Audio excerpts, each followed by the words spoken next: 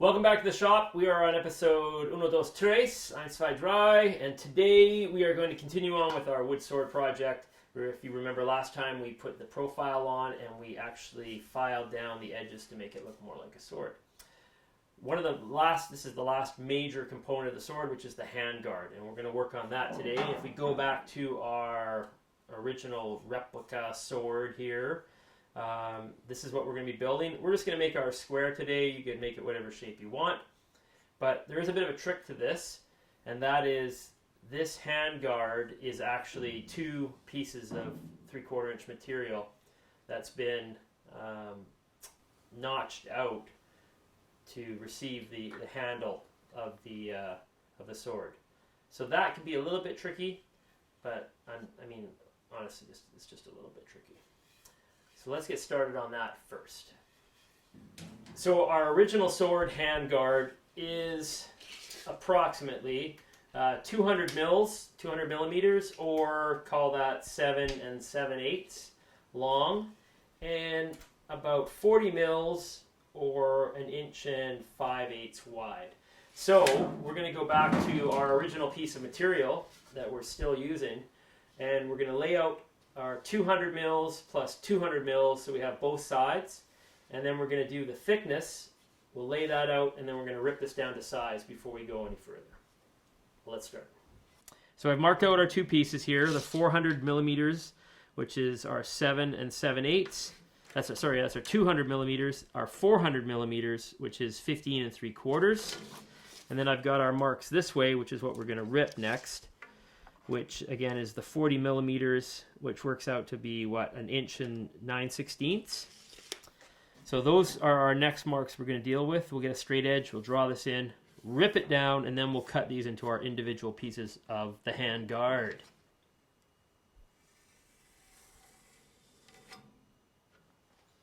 Pieces. Uno, dos. So this will be our 1/2 along that line. This is our 2/2. Gonna get rid of this little strip here because we do not need it. Before I cut this, I want to show you something, which is this little friend of ours. He makes things difficult. So this is a knot.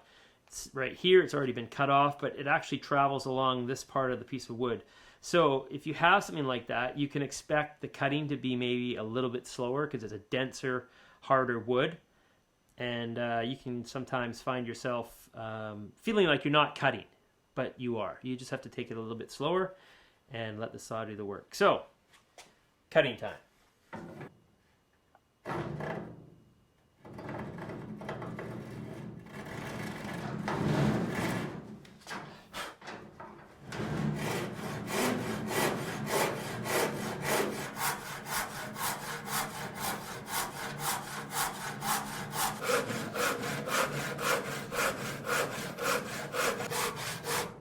Just a little note here, you can see my fingers. I'm kind of curled around here.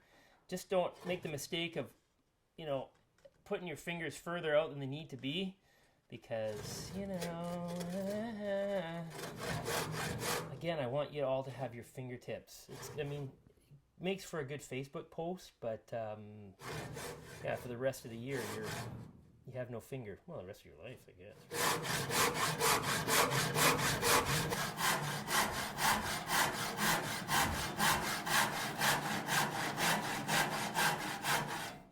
Done.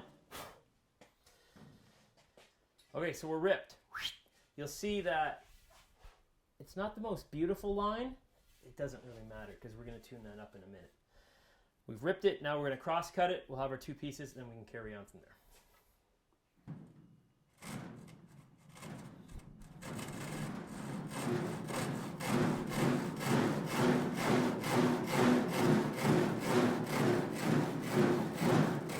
That's an annoying sound.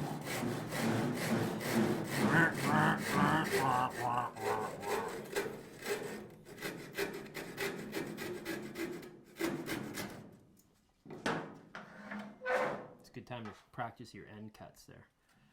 Not cutting all the way through.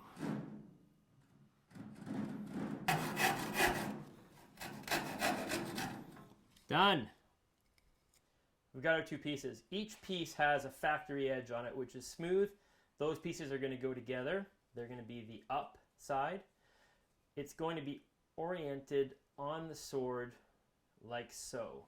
So we want to make sure that that is always going to be that way. So we don't forget, let's make a little happy face, and the two happy faces will always be beside each other.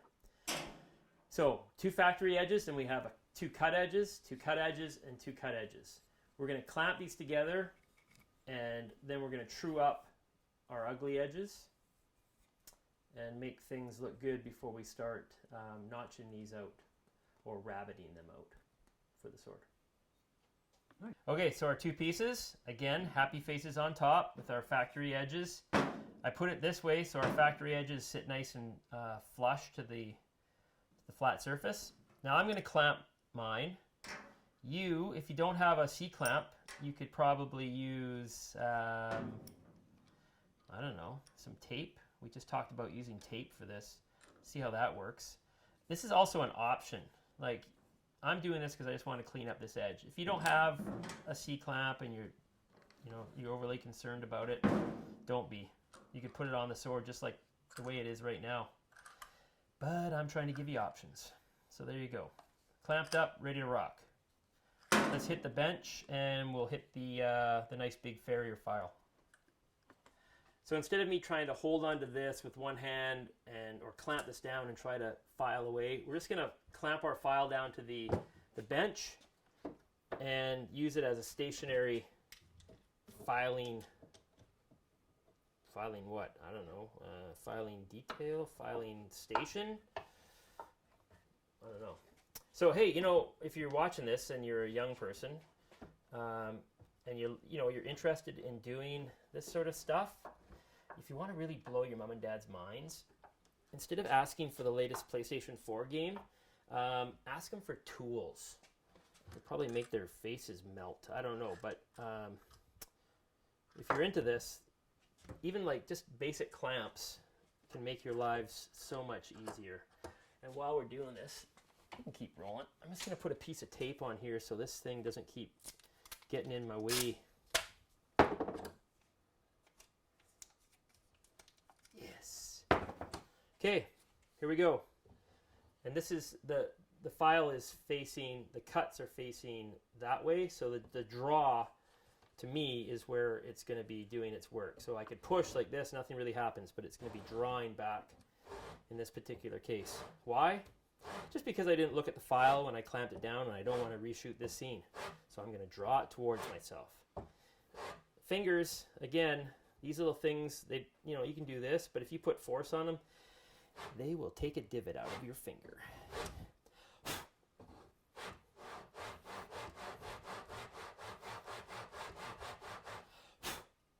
So where are we at already? So we're starting to take the high parts of the wood down.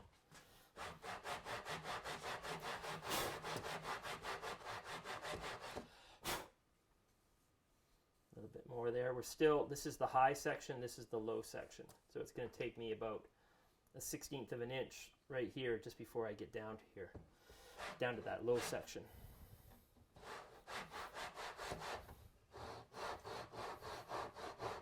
It's a smaller version of what we're using right here.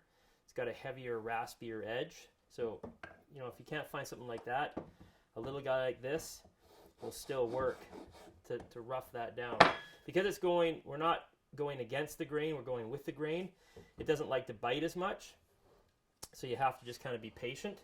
For example, if you take, we're going right now with the grain. If you're going against the grain, you can see how much it bites and how quickly. But because we're going with the grain, it takes a little longer. So be patient. Another thing you could use is a heavy grit sandpaper, like an 80 grit sandpaper, which is very coarse. You could strap that down, even just laying it on your bench flat and sanding it. For example, while we've got you here, let's just pull a, this is not a super coarse, this is only 100 grit, but it wouldn't hurt you if you had an 80 grit, 100 grit, and holding your paper.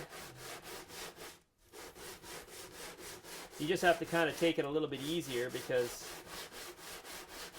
it's paper.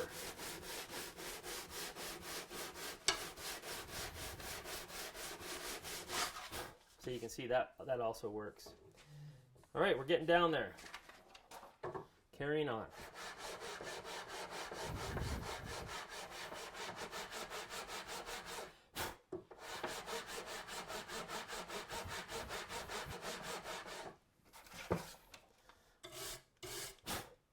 Little wire brush.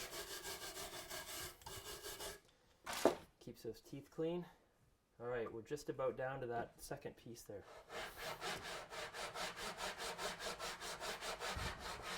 Here's another little tip for you while I'm out of breath and filing away. You're doing stuff like this and you start getting really tired. Heck, if you just start getting tired, it's a good idea just to stop, take a breath, have a drink. The reason is when you start getting tired, you start getting kind of sloppy. You start rolling your edges, not to mention your hand placement might get a bit sloppy. And the next thing you know, you have a nice meaty streak going down your file.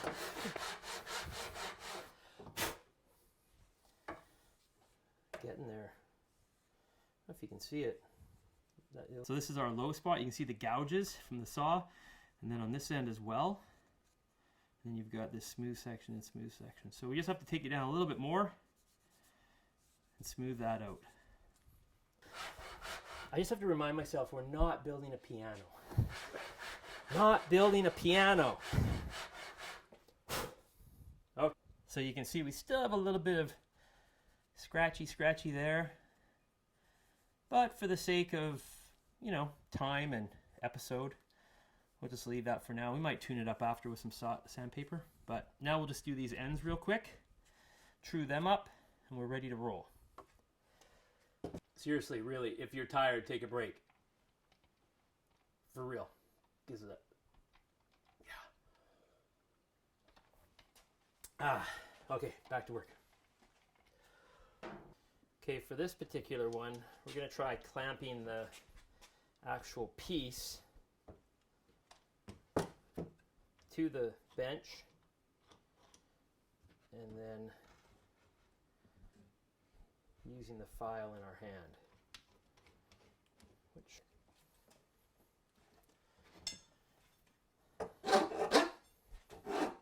Again, sanding end grain. Cross grain is what file's like.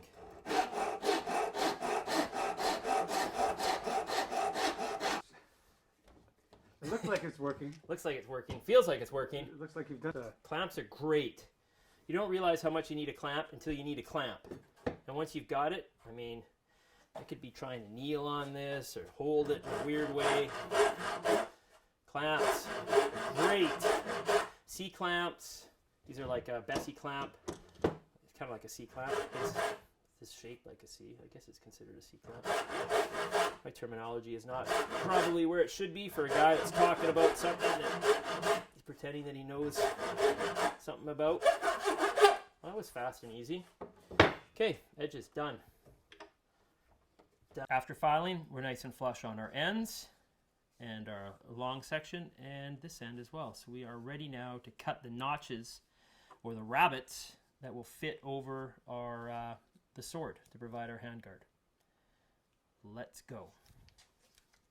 These two pieces are going to be rabbited out equally on both sides, and they're going to fit around the end of our sword here to provide the handguard. So that's what they're going to be like.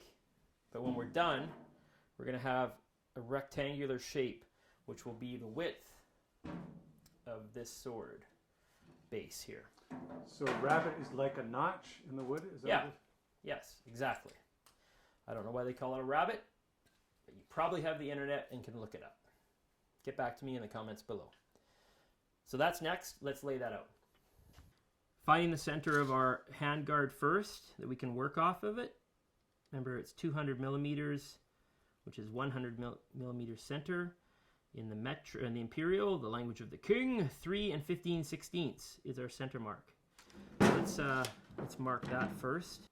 Come on, little fella. There's our center.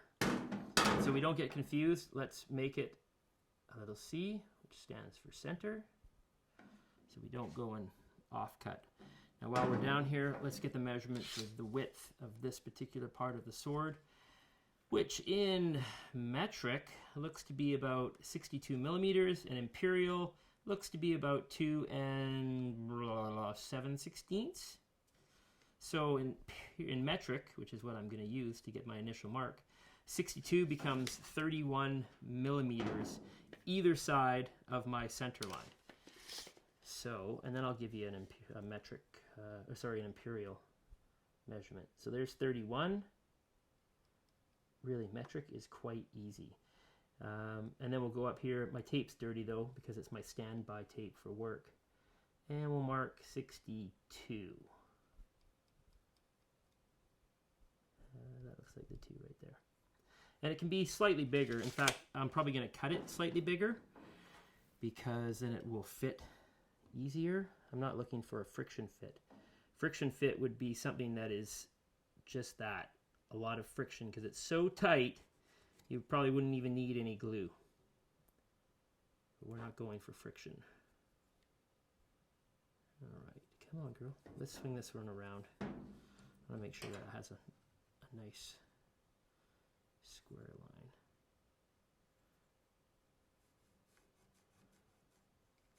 Okay, there's our boundaries, north and south, and now we want to know what this depth is going to be. So that's as far as our notch or our rabbit's going to go. Now we're going to find the number for this way, which is, I can just use one of these pieces because it all comes from the same stock. Looks like 19 mil. Yeah, I'd call it 19, which is accurate because it's supposed to be a 3/4 inch piece. So 19 mil, we'll center this here, and we're going to go 10 and 10. Well, we're actually going to go just shy of 10. We'll call it that right there. And just shy of 10 mils this way. So that's 10 mils and 10 mils. And for 3/4, if you're using 3/4 material, there's your 3/4. It's going to be 3/8 and 3/8. So let's go down here and mark this one as well. Again, if this is slightly bigger, it's not going to be a big deal. The earth will not implode. Too freaked out if it's not perfect. Because this sword is certainly not going to be perfect. I guarantee it. It already isn't. Look, my line's totally off. Not going to worry about it. Not going to worry about it. And then I'm going to flip this around and do the same thing on this side. Not because I need to, but just because I want to have a frame of reference for the next part that's coming up. And you'll see why.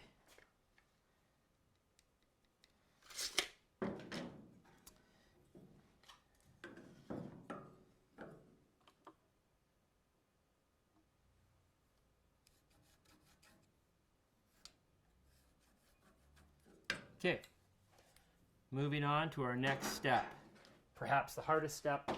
So this section right in here, we're going to mark with some squigglies. And we're doing that because sometimes I forget to pay attention and I end up cutting the wrong side of the line or taking the wrong stuff out. So I make some squigglies. So we know that this stock right here is coming out. So we have the box drawn out here, the rectangle. We have this partial box drawn out there, and we'll see why in a moment. Now we want to transfer, we're going to take this clamp off, and we want to transfer this line and this line to the faces of each piece so that we can basically lay it down and cut it and go from there. So we have our lines. We're going to transfer them this way and this way. Of course, I'll have to stick my head in the way of the cameraman. No, you're good. We're good? You're Nice. good. Look at the size of his head. It's like Sputnik. And this line. Okay, and then this guy, same thing. There's our squigglies. Same thing, same size as the squigglies. We're going to transfer those over. Okay, so this material coming out, that material coming out. We know that this line right here is what we want to go to. This line is where we want to go to. And this is what we want to get rid of. All right, so while we're close, this is what we're going to do. And this is probably the most difficult part of this whole thing. Difficult, not impossible, and certainly within the realms of doability, even if you're a first timer. So we've cut enough stuff now, I think we can probably cut. So what we want to do is take our saw, which is being represented by this HB pencil from Papermate. And we're going to take this saw and we're going to cut our outside line. And we're only going to cut it down to this line because that's as deep as we want to go, and this line. And then we're going to spin it around and we're going to cut this line. Same thing to that depth and that depth. And then we're going to go along and every, say, 1/8 of an inch, you can go closer if you want, that's fine. You can go every 1/16 of an inch. You can go every 2 mil of an inch. Anyways, this is what we're doing. Cutting little slots all the way through, down to this point. And what that's going to allow us to do is when we're finished cutting, you can come along and you can probably use your finger. You can just bend them and they're all going to break. And that's going to leave us a little bit of a jaggedy edge down here, which we're going to clean up with a chisel and make all nice and pretty like. So for this one, we're going to go back to the bench because this thing wiggles around. Although it works great for video, it's hard to cut on. Back to the bench. So let's clamp this thing down. So if you have asked your parents for some tools and they've got them for you, let me know down below. Because I'd be interested to see what your parents' reaction was when you said, I'd like some Bessey clamps and a handsaw. And let's get started getting our outside cuts, and then we'll get our inside from there. Okay. So this piece is a smaller piece of wood. We don't have to go crazy cutting it. So let's just take our time. It's the outside one that we kind of have to just, chill out and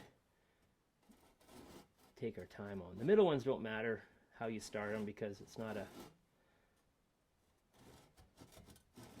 finished portion. If your lines aren't straight, don't worry about it. I'm actually being a little bit too cautious here. Just get cutting. So when we're cutting this, we want to make sure that we're not too far this way. We want to make sure we're not too far this way.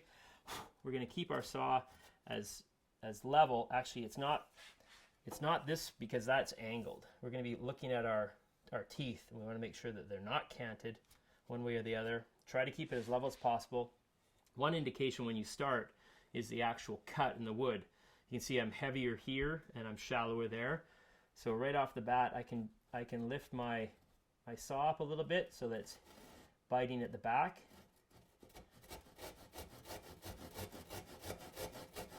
And trust me, it takes a little bit of patience, a little bit of practice. So again, if we don't go, see, I'm already off my line. You can see that I'm off it by a bit. I'm not losing any sleep over that tonight, I can promise you that.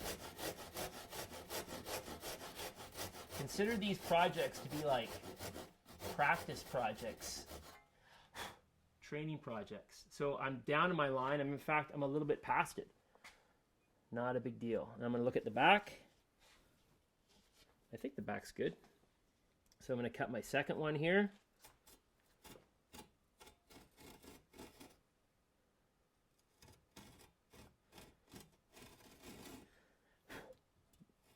This is a pretty aggressive cross-cut saw. If we were doing something like old timers did when we were doing fine finishing, your saw would be a different saw. It wouldn't have this aggressive bite on it.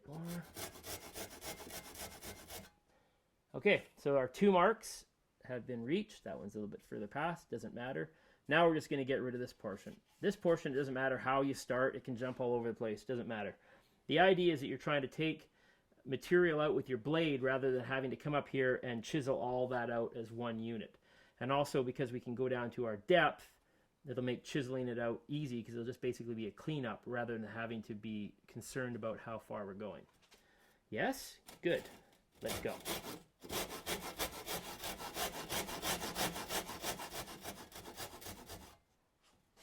I'm going to look at my line on the front. I'm not going to worry about the back one.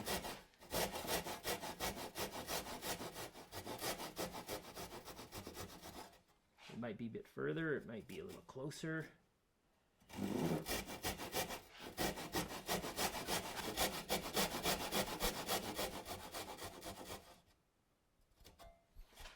So you can see I've got rather large, that's like 3/16. You can go back, or you could have gone even tighter to each other. I was just kind of going fast, but I'll cut one in half here to kind of give you an idea what I was originally talking about. Of course, that's going to be harder than if I'd just done it the first time.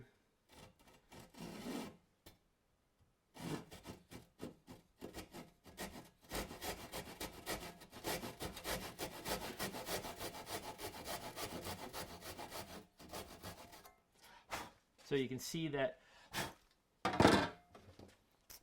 you've got, if you'd gone through with each one of these and cut them down, you can literally come by with a screwdriver. Bam, it's done. These guys will probably pop too, just because of the way the grain is, but it's up to you. That one's kind of chunked out a bit at the bottom. Doesn't matter, it's just going to get filled up with glue.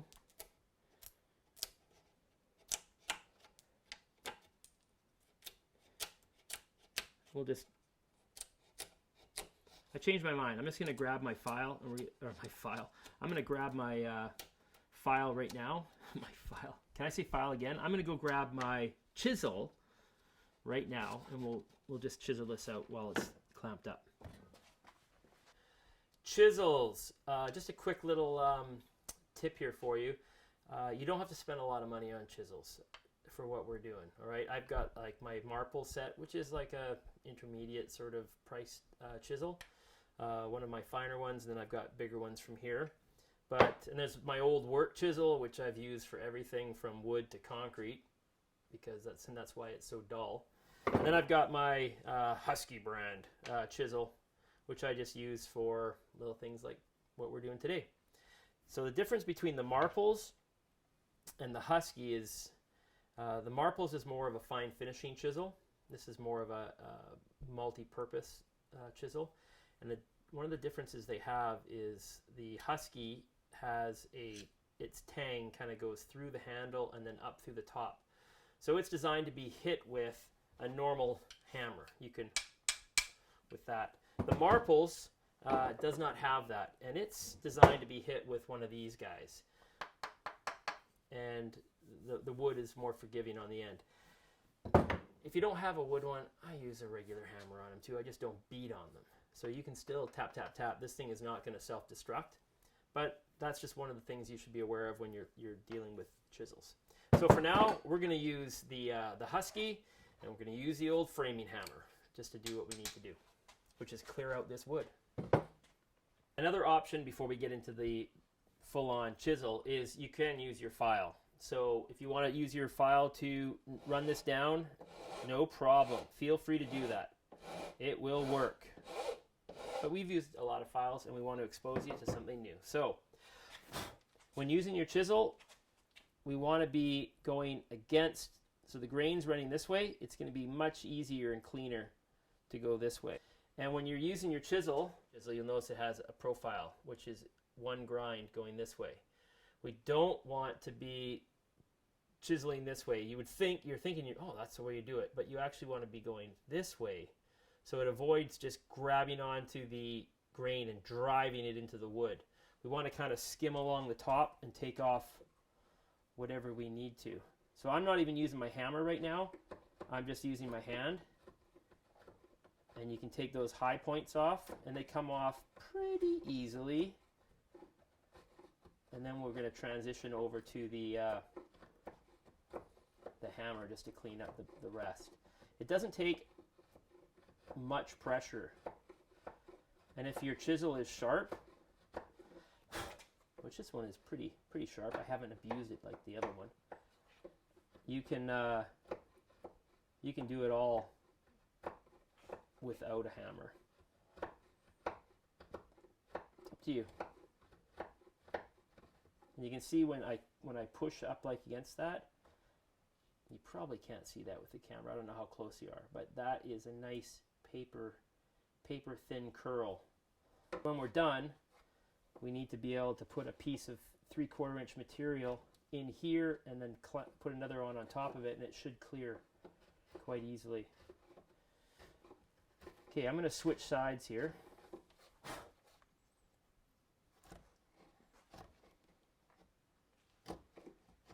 When you're doing this, put yourself in the position that you're most comfortable with. Don't try to put yourself in a left-handed position if you're a right-handed person, because you'll probably end up hurting yourself. So here we've got it. We've driven this piece right into our edge. I'm going to take my chisel with the angle that way now. Put this up against the top. Give it a little tap tap. Out it comes. So that's all we're going to do with the chisel for now. We've got the majority of the material out of there. We'll do the same with the second one, and then we're going to fine tune it with the file. Our two pieces are cut. We have our little rectangular piece where our sword's going to fit. So let's do a quick check now to see where we're at. Now this piece, it's a little snug, which is fine. But you can see that it's pretty decent. It fits pretty nicely. The second piece, it's a little loose. Not a big deal, but you can see we don't have enough depth. And if you look on each piece, you can see I'm not even down to my line there. And I'm not down to my line here. So instead of spending the time with the chisel trying to get that, tweaked up, we're just going to use our old friend, the flat bastard, for tuning this up. And I'm going to clamp this down again because it makes it easy.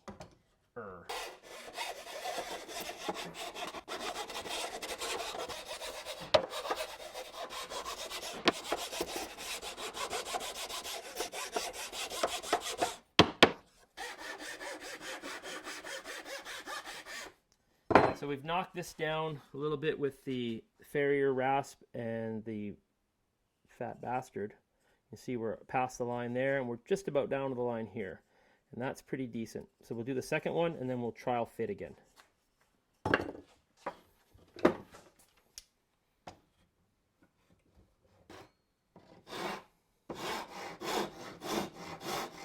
This thing just eats wood. It's like the great white of files. And then I'm tuning it up with the flat bastard. So let's see how this looks with our other one. So where are our happy faces? Happy face, and that makes, so happy faces were down.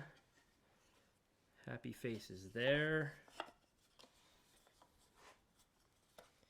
Get on there. I think that's pretty decent. See, there's gaps around there. It's not perfect because we're not making a piano, we're making a wood sword. So I'm going to call that happy. We've got our hand guard cut. It is ready to roll. Now we are just going to glue this up, clamp it up, and then we are done for tonight. And then next week we will carry on with the finishing of the sword. So back to the bench, gluing, clamping, making pretty. It's glue time. Don't be afraid to get your glue spilling out. It can all be sanded down after. We want to make sure that we do have enough glue on there, and especially in this portion right here, which is going to bond to the shaft of our sword. So get the glue in there, use your finger, spread it around, get it on the end grain. That glue is going to go in there, it's going to soak in, it's going to expand, and it's going to give you a nice bond, wood to wood. So, when I'm doing stuff like this, I'm not afraid about glue squishing out. It's not a finished product. So I make sure I get it in there. In fact, maybe a little bit more in the center here and let it squish out. Of course, you want the bottom of the sword here to match up with the bottom of your handguard. Yeah, the smiley face is actually right here and it's pointing back to me. And this one is the one that's a little bit snug, which is great. So we have glue on the wing here, so we don't have to glue this, but we do want to glue the inside. And our smiley face is here, going to be facing the right way when we get this glued up. And into the corners. Get in there. Smiley face again, facing us. And then we're going to just slip that on. So, we want to clamp this up nice and tight. Like, you just have to pay attention depending on how tight your rabbit is. These, like for example, mine can twist that way, it can twist that way because this one's a little sloppy. The one on the bottom, a little bit tighter. You just have to be aware about that when you're doing this. And don't be surprised if it swishes around on you a little bit and moves, and that's all right. This stuff's not going off like crazy glue, so you got time. When you get your initial clamping done, you can just unclamp it if it's not in the exact right spot and reclamp it.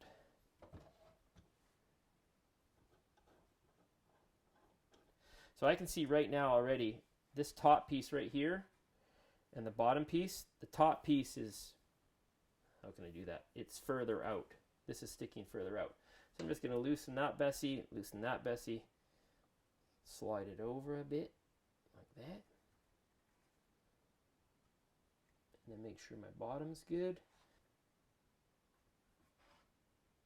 45 or 90 degrees to the sword. You can see the glue is squishing out already. And I am putting some serious clamping pressure. I think that's good. And we're going to pretty this up once this is dried. If the edges are, like, I can feel a little bit of a lip on both sides. I'm not concerned about it. And this side is not bad. This side has a little bit of a lip. Again, I'm not worried about it because we have Mr. File. So let's just have a look. You see that the glue is gooping out of the bottom while it's wet. And now that we're done, if you have you can use a little knife. That's not a knife, that's a knife. Or a wet rag. Get her all off. It's going to have to come off one way or the other because we are going to get to a point where we're going to be putting a finish on this sword to keep the rain and water and mud and anything else that might get on it from soaking into the wood. But as for now and tonight, we are clamped up and ready to roll. This is going to sit in the shop for, well, next time you see it, it'll be a week old. But this is probably good for what? I think it tacks up in the first hour. Is the time that you should have it clamped. And then I think it's 24 hours. 24 hours is a good way to go. Go have a drink, have something to eat. Next week, we'll probably just give us a little bit of a tune, sand her up, and then we're going to finish the blade, get it ready for stain it up, and we will be almost complete on this project. Hope you had fun tonight. Hope you learned something, and I hope that you'll actually try this. See you next week.